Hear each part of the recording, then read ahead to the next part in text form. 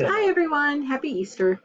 I have a guest for you. This is my husband Jay. Tell them about my hair. Hi, I've been working on my skills at doing hair. I've worked very hard. This has been 3 days, and I believe it's perfect. So if you guys need your hair done in this thing, Jay's your guy. Like, subscribe. Goodbye. All right, I wanted to walk you through this week's folder. If you guys can look at me with my hair like this. This will open at midnight. I hope everyone's doing fine. I hope everyone's doing well. We did Easter today. We're not big Easter people, but Riley and Amy came over and I had a basket, Riley's Easter basket. We had to talk to them in the driveway because we can't be within 6 feet, but gave him toilet paper and cleaner and paper towels and all these other things. It was pretty funny. So anyways, the other kids got candy. So I hope you guys are having a good holiday, whatever your traditions are or don't have traditions. It's kind of a rainy day. I think everybody probably has gotten the message that we're not doing due dates. I have due dates. I'm going to keep setting due dates just so that you can structure your days in order to get your work done. You'll know if you start falling behind, and I'll remind you. But if you don't get it in by the due date, it's okay. I'm not going to take any points off for it. You take the time that you need. You might have a couple weeks where you're just so busy that you can't get it done, but then you're going to work like 3 days to catch up. So I would just try to keep up if you can. So we finished talking about literacy. Now we're going to start talking, this week we're going to talk about dialogic reading and start assessing children's literature. So for this week, there's this weekly video, and then there's also, I put in here, instead of me reading a book, I pulled one off of YouTube of a woman reading a book. I think you'll enjoy the story. Then you're going to read an article on dialogic reading, what dialogic reading is. Then you are going to watch a video of somebody doing dialogic reading, which I'll add to this. And then there's a discussion board on dialogic reading. Then you're going to read articles about identifying high quality children's literature. There are 5 articles. None of them are super difficult or written at any high level. They should be pretty enjoyable to read. So yeah, and I have to fix this too. I'm sorry.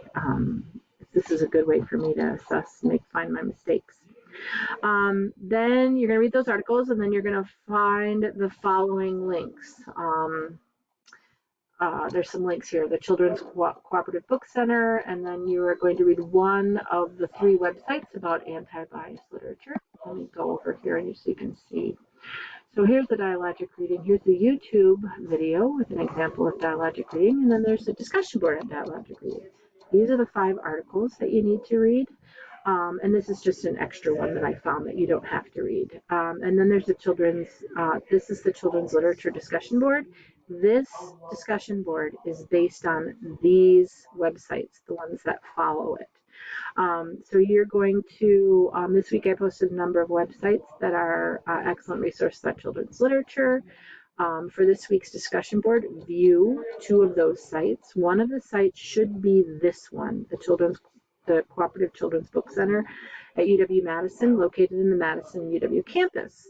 And then you're going to choose 3. This needs to be one of them, but the other ones you can choose. So here's Children's Peace Education Anti-Bias Library, Social Justice Books, Early Childhood Anti-Bias Education Books. So there's other sites too, but I want you to visit the sites.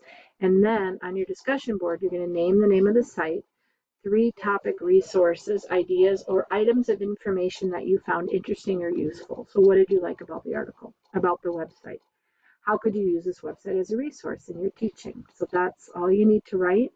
And then respond to 2 or more of your classmates, respond to their summaries, and comment how you find meaning or application in the information they shared. What is important to you here and why? Basically, why you like the site that they chose. Okay, so hopefully you'll get some information that you find on the sites, but then also who your classmates have noticed and find in those sites. I want you to really think about children's literature as you're kind of going through the information. usually if you were here, I would read you a book. Hansel and Gretel is what I usually read the class. And Hansel and Gretel, if you remember, is a great story, but it's about a woman, a man who, his wife dies and he has two children, and the children become a burden because he gets remarried and the stepmother doesn't like them. So he's left to the task to take the children out into the woods and leave them alone, leave them and run away.